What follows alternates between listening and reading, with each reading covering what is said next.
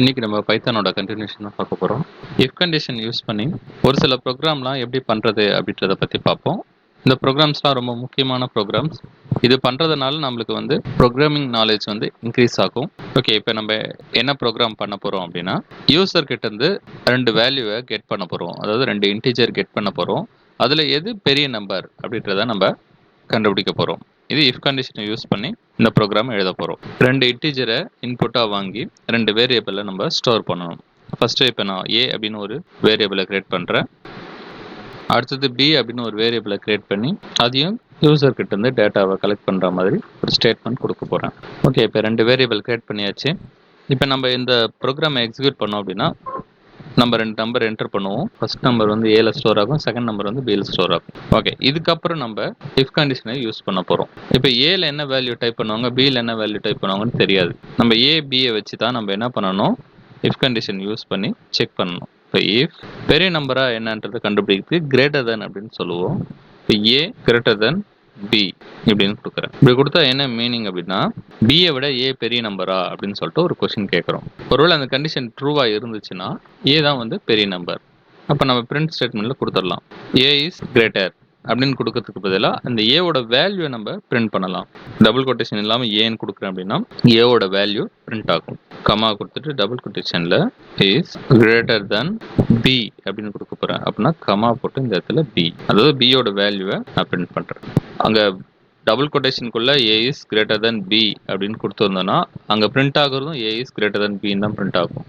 ஆனால் இந்த மாதிரி நான் ஸ்டேட்மெண்ட் கொடுக்கும்பொழுது ஏவோட வேல்யூ இஸ் கிரேட்டர் தென் பியோட வேல்யூ. இப்போ எல்ஸ் யூஸ் பண்ணுறோம். எல்ஸ் எதுக்கு யூஸ் பண்ணுறோம், கண்டிஷன் ஃபால்ஸாக இருந்துச்சுன்னா பி தான் பெரிய நம்பர் அப்படின்றது நம்மளுக்கு தெரிஞ்சிடும். அப்போ print b is greater than a. Okay, இப்போ நான் அந்த ப்ரோக்ராமை சேவ் பண்ணிட்டு எக்ஸிக்யூட் பண்ணுறேன்.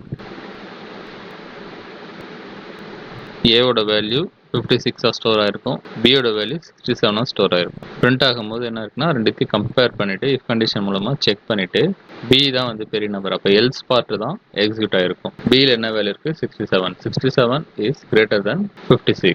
ஆக்சுவலாக இதுதான் வந்து யூசர் பார்க்குற வியூ. ப்ரோக்ராம் வந்து யூசருக்கு தெரிய வேண்டிய அவசியம் இல்லை. அங்கே என்ன வேரியபிள்னா யூஸ் பண்ணியிருக்கலாம். ஆனால் யூசருக்கு என்ன தேவைன்னா கொடுக்குற 2 நம்பரில் எது பெரிய நம்பர்னு கண்டுபிடிக்கணும். அதுக்கு நம்ம வந்து ப்ரோக்ராம் எழுதுறோம். அதில் என்ன வேரியபிள் வேணால் நம்ம யூஸ் பண்ணி என்ன கண்டிஷன் வேணால் யூஸ் பண்ணி நம்ம எக்ஸிக்யூட் பண்ணலாம். நம்மளுக்கு தேவை ரிசல்ட் வந்து கரெக்டாக வந்துருக்கு. ஸோ மறுபடியும் இன்னொரு தடவை எக்ஸிக்யூட் பண்ணுறேன்.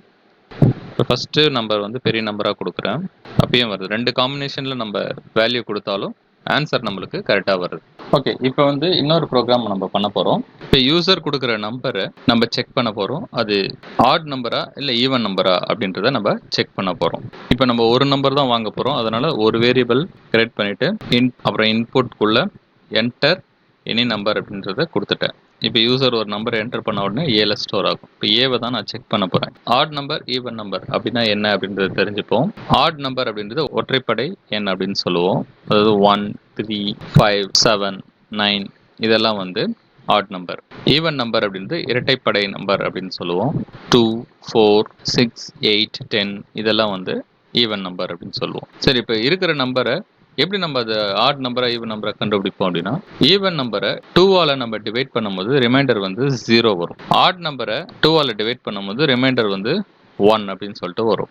ப்ரோக்ராமிங் லாங்குவேஜில் ரிமைண்டரை கண்டுபிடிக்கிறதுக்குன்னு ஒரு சிம்பிள் இருக்கு, ஒரு ஆப்ரேட்டர் அப்படின்னு சொல்லலாம். அது percentage simple. A%2 equal to 0 இப்படி கொடுத்தா என்ன மீனிங் அப்படின்னா, ஏவை 2ஆல் டிவைட் பண்ண பிறகு ரிமைண்டர் 0வா இருக்கா அப்படின்னு அர்த்தம். ஏவை 2ஆல் டிவைட் பண்ண பிறகு ரிமைண்டர் 0வா இருக்கா, அப்படி இருந்துச்சுன்னா அது 2ஆல் டிவைட் பண்ற ஒரு நம்பர். ஈவன் நம்பர் எல்லாமே 2ஆல் டிவைட் ஆகும். அப்போ அது வந்து ஈவன் நம்பர் அப்படின்றத நம்ம கன்ஃபார்ம் பண்ணிடலாம். ஓகே, ஒருவேளை இஃப் கண்டிஷன் ஃபால்ஸாக இருந்தால், அதாவது ஏவை 2ஆல் டிவைட் பண்ணி ரிமைண்டர் வந்து 0 வரல அப்படின்னு அர்த்தம். அப்போ ஆட் நம்பர் தான் 2ஆல் டிவைட் பண்ணால் நம்மளுக்கு ரிமைண்டர் வந்து 1 அப்படின்ட்டு வரும். அப்போ ரிமைண்டர் வந்து இதில் 0 இல்லை அப்படின்னாவே ரிமைண்டர் 1 வருதுன்னு அர்த்தம். அப்போ எல்ஸ் பார்ட்டில் அது வந்து ஒரு ஆட் நம்பர் அப்படின்றத நம்ம கொடுக்க போகிறோம். ஓகே, இப்போ நான் சேவ் பண்ணிவிட்டேன், அதை நான் எக்ஸிக்யூட் பண்ணி காமிக்கிறேன். 54ன்னு கொடுக்குறேன். அது வந்து even number. 54 is an even number அப்படின்னு வந்திருக்கு. இப்போ மறுபடியும் இன்னொரு தடவை எக்ஸிக்யூட் பண்ணுறேன். இந்த தடவை ஆட் நம்பர் கொடுக்குறேன். 23ன்னு கொடுக்குறேன். 23 இஸ் an ஆட் நம்பர் அப்படின்னு வந்துடுச்சு. நம்மளுக்கு ப்ரோக்ராம் கரெக்டாக எக்ஸிக்யூட் ஆகிடுச்சு. ஓகே, இஃப் ஸ்டேட்மெண்ட்லே ஒரே லைனில் கொடுக்குற மாதிரி ஒரு ஆப்ஷன் இருக்குது. இன்னொரு இஃப் எல்ஸ் ஸ்டேட்மெண்ட், அதாவது நம்ம இஃப் எல்ஸ் ஸ்டேட்மெண்ட்டை மேலே இஃப் கொடுத்துட்டு அதுக்கு கீழே ட்ரூ செக்ஷன் கொடுப்போம், அதுக்கு கீழே எல்ஸ், அதுக்கு கீழே எல்ஸ் செக்ஷன் அப்படி கொடுப்போம். இப்போ வந்து ஆல்டர்னேட்டிவ் மெத்தட் ஒன்று இருக்குது. என்னென்னா ஒரு வேரியபிளை நம்ம கிரியேட் பண்ணும்பொழுது இஃப் கண்டிஷனோட கிரியேட் பண்ணலாம். சின்டாக்ஸ் பார்த்துக்கங்க, இதுதான் வேரியபிள் ஈக்குவல் டு அதில் என்ன வேல்யூ ஸ்டோர் பண்ணணுமோ அதை ஃபஸ்ட்டு கொடுக்கணும். அதாவது 2 ஆப்ஷன் அதில் ஸ்டோர் பண்ணுறதுக்கு 2 வேல்யூ நம்ம ஸ்டோர் பண்ணலாம். ரெண்டுத்துல ஏதாவது ஒன்று தான் ஸ்டோர் பண்ண முடியும். ஃபர்ஸ்ட் ஆப்ஷன் கொடுக்குறோம், அதுக்கப்புறமா இஃப் கண்டிஷன் கொடுக்குறோம், அதுக்கப்புறம் எல்ஸ், அதுக்கப்புறம் செகண்ட் ஆப்ஷன். இது எப்படின்னா இஃப் கண்டிஷன் ட்ரூவாக இருந்துச்சுன்னா ஃபர்ஸ்ட் இருக்கிற ஆப்ஷன் அந்த வேரியபிளில் ஸ்டோர் ஆகும். ஒருவேளை அந்த கண்டிஷன் ஃபால்ஸாக இருந்தால் எல்ஸுக்கு அப்புறம் இருக்கிற ரெண்டாவது ஆப்ஷன் வந்து அந்த வேரியபிளில் ஸ்டோர் ஆகும். இப்போ ஆட் ஆர் ஈவன் நம்ம பார்த்தோம்ல, சேம் அதே ப்ரோக்ராமை இந்த லைனை வச்சு எப்படி பண்ணுறது அப்படின்றத பார்ப்போம். இப்போ நான் எக்ஸ் அப்படின்ற ஒரு வேரியபிளை கிரியேட் பண்ணுறேன். ஈக்குவல் டு இதில் வந்து நான் ஸ்டோர் பண்ண போகிறேன். என்ன ஸ்டோர் பண்ணுறேன் அப்படின்னா ஈவன் அப்படின்றத ஸ்டோர் பண்ண போகிறேன். இது ஸ்ட்ரிங் அப்படின்றதுனால டபுள் கொட்டேஷனில் கொடுக்குறேன். ஈவன் அப்படின்றத ஸ்டோர் பண்ணுறேன். இது ஃபர்ஸ்ட் ஆப்ஷன். இது இன்னும் ஸ்டோர் ஆகாது.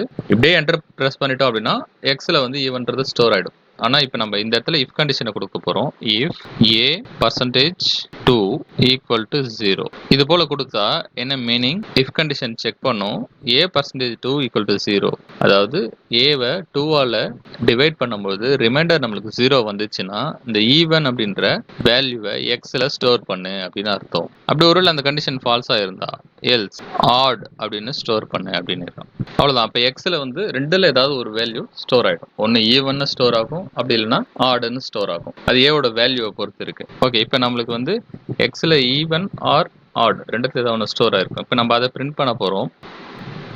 ஓகே, பிரிண்ட் ஸ்டேட்மெண்ட் கொடுத்துருக்க பாருங்க. பிரிண்ட்டில் ஃபஸ்ட்டு ஏவோட வேல்யூ பிரிண்ட் பண்ணுறேன். அதுக்கப்புறமா டபுள் கொட்டேஷனில் இஸ் ஆன் அப்படின்ற ஒரு ஸ்ட்ரிங்கை கொடுத்துட்டு மறுபடியும் கமா கொடுத்துட்டு எக்ஸ் கொடுத்துருக்கேன். எக்ஸ்னா எக்ஸில் என்ன ஸ்டோர் ஆயிருக்கோ அது வந்து அப்படியே பிரிண்ட் ஆகும். ஈவன்னா ஈவன் வரும், ஆட்னா ஆட்னு வரும். அதுக்கப்புறமா டபுள் கொட்டேஷனில் நம்பர். இந்த நம்பர் அப்படின்றது காமனாக பிரிண்ட் ஆகிடும். இஸ் ஆன் அப்படின்றதும் காமனாக தான் பிரிண்ட் ஆகும். ஓகே, இப்போ நான் எக்ஸிக்யூட் பண்ணி காமிக்கிறேன். 45 is an odd number. இன்னொரு தடவை எக்ஸிக்யூட் பண்ணி காமிக்கிறேன். 56 is an even number அப்படின்னு வந்துருச்சு. ஓகே, இஃப் ஸ்டேட்மெண்ட்டை நம்ம இந்த மெத்தட்லையும் கொடுக்கலாம். சிம்பிளாக ஒரே ஒரு லைனில் எக்ஸிக்யூட் பண்ணணும். வேல்யூவை வந்து வேரியபிளில் ஸ்டோர் பண்ணுற மாதிரி இருந்துச்சுன்னா இந்த மாதிரி நீங்கள் கொடுக்கலாம். சேம் இதுக்கு முன்னாடி பண்ண மெத்தடும் சரி, இதுவும் சரி, ரிசல்ட் வந்து ஒன்று தான். நம்மளுக்கு ரிசல்ட் ஒரே மாதிரி தான் வந்து உள்ள இருக்கிற கோடிங் தான் டிஃப்ரெண்ட். கோடிங் இப்படியும் யூஸ் பண்ணலாம், அப்படியும் யூஸ் பண்ணலாம். நம்மளோட வசதிக்கு ஏற்ற மாதிரி எப்படி வேணால் ப்ரோக்ராமை கிரியேட் பண்ணிக்கலாம். இந்த வீடியோ பிடிச்சிருந்தா லைக் பண்ணுங்கள், ஷேர் பண்ணுங்கள், கமெண்ட் பண்ணுங்கள். மறக்காமல் என்னோட சேனலை சப்ஸ்கிரைப் பண்ணுங்கள். நோட்டிஃபிகேஷன் ஐக்கானையும் கிளிக் பண்ணுங்கள்.